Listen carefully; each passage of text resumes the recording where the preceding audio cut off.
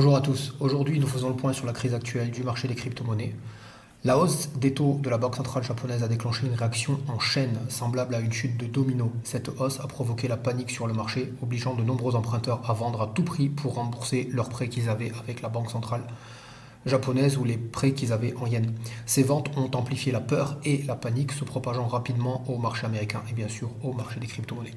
Nous assistons au pire crash depuis celui provoqué par la pandémie de Covid-19 en 2020.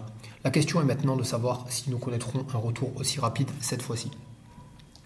Alors le BTC a vraiment pris très cher puisqu'on n'a pas réussi à passer cette résistance des 70 000 et on est descendu même un petit peu en dessous des 50 000 et le marché en général, à l'image de l'Ethereum, est descendu sous la barre des 2500. Voilà, tout a corrigé fortement.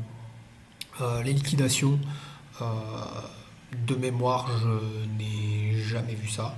Quasiment 1 milliard, même plus d'1 milliard en fait. Si on regarde ceux qui ont été liquidés, qui étaient à la hausse, et ceux qui ont liquidés, qui étaient à la baisse, on a 1,18 milliard de liquidations sur les 24 dernières heures. Le sang coule. Voyons maintenant en fait si on est en dehors des prévisions qui avaient été faites. Rappelez-vous, pour ceux qui me suivent régulièrement, j'avais envisagé cette possibilité de faire un retracement vers ici qui nous ramenait au plus bas à 42 000. On a touché légèrement cette zone de retracement qui serait une zone très importante d'achat, un palier vraiment très très intéressant puisqu'il correspondrait à un retracement des 0,50, si je me souviens bien, de Fibonacci, à une hausse par rapport au début de cette hausse qui avait commencé en octobre 2023. On se retrouverait sur une zone des 61,8 de Fibonacci. On peut voir que la baisse impulsive qui a été créée s'est arrêtée au 0,50 de Fibonacci, ce qui est tout à fait cohérent et explicable. Maintenant, au vu de la présentation du graphique, ce qui ressemble fort à une chute, donc une baisse de prix vraiment impulsive, où on a vraiment de la peur panique. C'est vraiment très rare de voir une remontée aussi spectaculaire et aussi tôt. En fait, en général, on a un rebond, ce qu'on appelle le dead cat bounce, le rebond du chat mort, et ensuite on repart. Souvent, ça se fait en deux étapes majeures. Donc, il se pourrait qu'on ait cherché les 42, 43, et pourquoi pas, on va regarder donc le prochain support intéressant, ça serait 35 000 dollars. Si c'est le cas, waouh, il va y avoir beaucoup de gens, je pense, qui vont être dégoûtés de la crypto-monnaie parce que si ça se passe sur BTC, ça sera d'autant plus grave et douloureux sur le marché des altcoins, ce que je peux comprendre. Après, je regarde le graphique, je vois ce que je peux en tirer. Ce que je peux en tirer aussi, tout aussi bien, on peut faire un range ici, parce qu'on est revenu dans ce canal très important ici, donc le prix peut se développer ici et repartir. Mais voilà, quand même 0,50, ça correspond à un niveau, à un support très important, donc je vois mal le prix descendre plus bas que 43 000 honnêtement. Sinon, il faudra attendre les 38 000 si c'était le cas. Voilà, ceci aussi était un support important. Bon, il n'a pas tenu vis-à-vis du contexte macroéconomique et les tensions internationales. Euh, Maintenant, ça représente des opportunités. Sur la paire Ethereum Bitcoin, là aussi c'est vraiment intéressant parce que on avait touché une première zone d'achat, puis ensuite le train semblait être parti, mais il a pas réussi à briser cette résistance des 0,06 BTC par Ethereum. Et tranquillement, on est venu chercher la deuxième zone d'achat d'Ethereum. On l'a vraiment tapé dans le mille pour le coup. Donc moi j'y vois des opportunités encore une fois avec des niveaux de prix survendus, des volumes de prix survendus. Euh, donc quand on regarde le stock to flow model qu'on va regarder juste après, moi je pense j'ai plus envie d'être haussier sur le moyen long terme que baissier, même si sur le court terme on est évidemment dans un marché baissier. Sur les altcoins en général, alors là on est descendu beaucoup plus bas que les prévisions d'achat que j'aurais pu imaginer suite à un marché qui se montrait extrêmement extrêmement haussier avec beaucoup beaucoup de potentiel. Voilà, comme je le disais en introduction, on a toutes ces nouvelles qui font paniquer le marché et qui font vendre les gens à n'importe quel prix et qui font paniquer aussi les petits investisseurs qui vendent à n'importe quel prix, voilà, pour sauver ce qui est sauvable selon leur, leur logiciel, hein, selon ce qu'ils voient.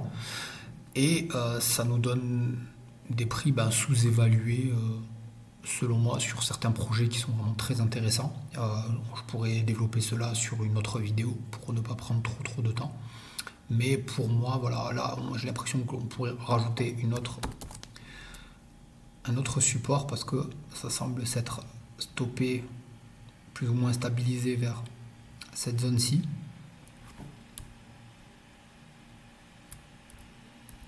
Donc là aussi, c'est fort possible qu'on développe sur ce canal-là avant prochainement de remonter.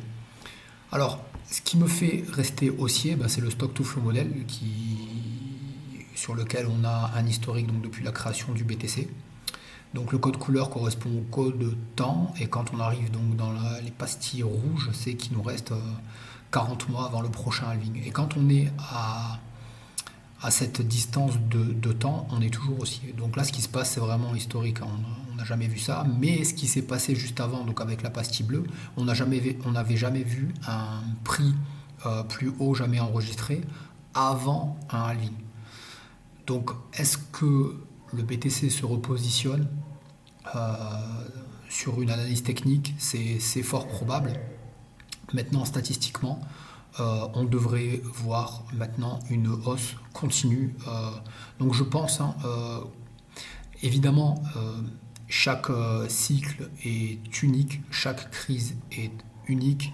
Mais en s'appuyant sur ce qu'on voit sur ce graphique, on pourrait imaginer que ce qu'on voit ici ressemble fortement à ce qu'on voit ici. Et ce qu'on voit ici, donc, c'est le cycle de 2015-2016 où ensuite on a vu une hausse continue pendant près de 1 an et demi pour passer à peu près en dessous de 1000 dollars vers les 20 000 dollars. Donc si c'était le cas, ça nous amènerait au-dessus de cette zone-ci, de la barre grise horizontale en gras, ce qui nous amènerait à plusieurs centaines de milliers de dollars pour un bitcoin. En tout cas, au-dessus des 100 000, voire même peut-être 200 000. L'avenir nous le dira, mais en tout cas, cet identifiant, cet indicateur reste pour moi toujours valable dans la mesure où on n'a pas passé, ça reste haussier sur le long terme et on ne transperce pas des points, on ne fait pas des points bas de plus en plus bas, on fait toujours des points bas de plus en plus haut, des points hauts de plus en plus haut, même si ça semble perdre de la force au fil du temps. Donc, après le dernier cycle, il a été tronqué par plusieurs paramètres, mais bon, là ce qu'on voit aussi, c'est qu'il y a plusieurs paramètres qui font que on est tronqué aussi, parce que cette hausse qu'on a sur la pastille bleue, c'était avec le boost des ETF, avec l'émotion qui est venue. Dernièrement, alors là c'est vraiment intéressant, je vais le montrer aussi. C'était quand même la semaine dernière à 74, donc quasiment euphorique, pour passer à la peur en quelques jours. Donc pour moi, c'est pas rationnel en fait d'être euphorique et de passer directement à la peur sur des paramètres macroéconomiques dont on savait déjà qu'ils étaient très mal en point. Et on sait qu'il y a un problème de dette à l'international. On sait que le Japon fait partie des pays qui a le plus gros problème de dette. On sait que le dollar est vraiment très mal en point. Et il y a ceci aussi que je voulais montrer. Donc il y a une pression qui est faite sur le candidat, donc ça c'est des tweets qui sont ramenés du réseau social de Donald Trump qui s'appelle Truth vers X, anciennement Twitter. Et donc voilà, donc stock market crashing, donc la bourse est en train de cracher. Je vous l'avais dit, donc ça, il s'attaque à son opposante.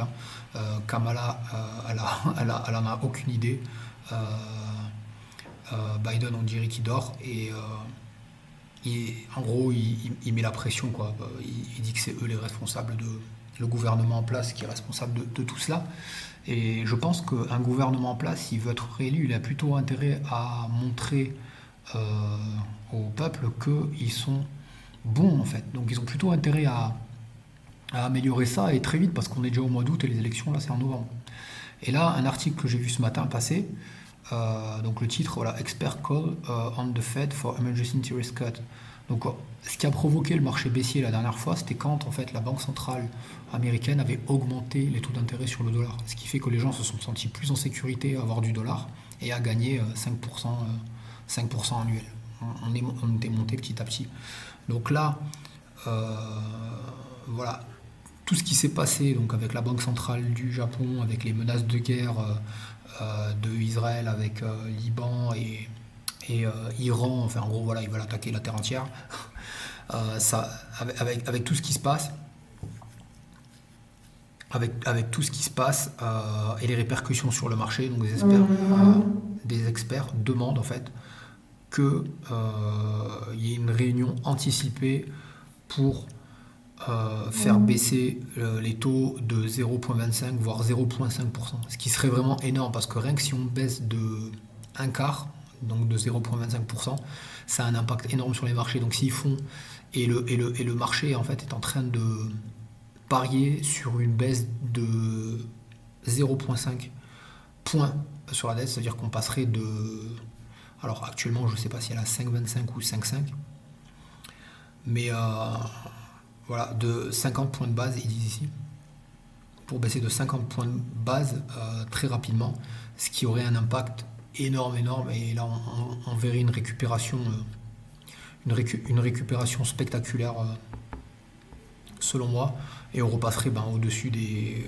58 000 $ rapidement, et 72 000 $ je pense avant la fin de l'année, pour ensuite construire la hausse qui se fait traditionnellement tous les 4 ans selon le stock to flow model qu'on a vu ici donc sur la vidéo de Plan B pour ceux qui sont anglophones. Même pour ceux qui ne sont pas anglophones, on peut activer les sous-titres ici, c'est vraiment bien fait maintenant avec l'intelligence artificielle, ça explique vraiment très bien en cette graphique en fait. Et pour ceux qui ne comprennent rien du tout à la blockchain, pourquoi le BTC prend de la valeur et doit prendre de la valeur, voilà, ce livre, le Bitcoin et la blockchain, laciacom.com/fr. Très bien fait, très bien écrit, j'ai des très bons retours sur ce bouquin, vous comprendrez beaucoup de choses, vous comprendrez le stock to flow model, ce pourquoi le BTC prend de la valeur. Évidemment, après, le marché fait son travail de spéculation, et sur le court et moyen terme, c'est très volatile, mais sur le long terme, on va passer en vue mois, sur le long terme, on est haussier. Voilà ce qui se passe sur le long terme. Donc évidemment, quand on a des chutes qui paraissent petites ici sur le graphique, c'est très douloureux à vivre. Mais sur le long terme, on est haussier, et ça, c'est les cibles que j'ai sur le prochain bull run. Donc là, pardon, on était sur les altcoins. Voilà, là, on est vraiment sur le BTC. Donc sur le long terme, c'est haussier. Voilà, sur le long terme, c'est haussier. Et après donc sur le long terme, plus de 100 000 $ pour moi, c'est sûr. Et ensuite éventuellement plusieurs centaines de milliers de dollars. Mais bon, on verra bien, il faut suivre ce plan. Moi j'aime beaucoup le stock to flow model. Je pense qu'il faut suivre aussi il faut regarder aussi un indicateur de temps.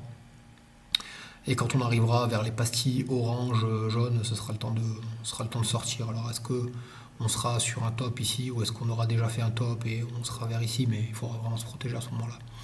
Donc il faut regarder et l'indicateur temps et l'indicateur des volumes sur vente et sur achat, et évidemment les extensions de prix, et tout cela combiné, je pense que ce sera un bon indicateur pour take profit à un des meilleurs moments.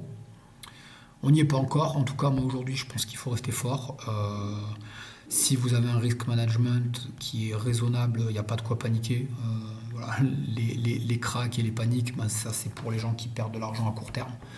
Et c'est dans ces moments-là en fait que l'argent des faibles passe vers les portefeuilles des forts. Et les forts, ils sont patients et ils ont confiance en leur plan. Et moi aujourd'hui j'ai confiance en mon plan, donc je dis pas qu'il faut m'écouter, il faut faire pareil que moi. Aujourd'hui moi j'ai un risk management qui est bon. J'aurais pu acheter beaucoup plus d'altcoin à un moment où je pensais que ça y est, on était bullish, etc. Et je le pensais sérieusement, mais je ne l'ai pas fait. Parce que j'ai un risk management, et c'est grâce à ça aujourd'hui que moi et d'autres on n'est pas liquidés.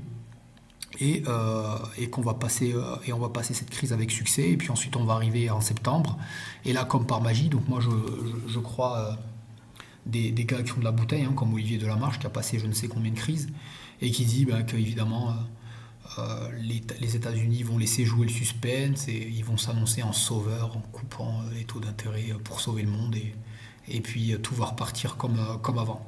Jusqu'à un jour où on n'aura plus le choix. Mais je pense que ça va repartir. Alors maintenant, voilà, comme je l'ai dit, hein, ça peut continuer à baisser, donc avec un rebond et une autre baisse impulsive. C'est exactement ce qui est en train de se passer, hein, vu qu'on a vu qu'on est allé chercher ici, là on est en train de remonter. Mais ça peut baisser. Là on le voit par exemple ici, mèche impulsive. Boum, ça s'est passé en plusieurs fois. Donc là je suis en vue mois, donc c'est pas très flagrant. Mais si je passe en vue semaine, voilà, on voit que une, deux. Voilà, en général, ça, c'est pas en une nuit, etc. Sauf avec le crack Covid. Donc, il se pourrait que ça fasse comme le crack Covid. Donc, le crack Covid, c'était vers mars 2020. Voilà, c'était voilà. Donc, hop, et puis ensuite on est remonté, etc. Et donc, voilà, là, je pense que si ça fait comme le crack Covid, on va vite récupérer les 58 000, développer et monter. Sinon, il se pourrait qu'on fasse latéralisation, une autre chute, voire une autre chute et ensuite remonter. Voilà, ça je ne prédis pas l'avenir, mais je pense qu'en termes de risk management, il faut se préparer à cette éventualité.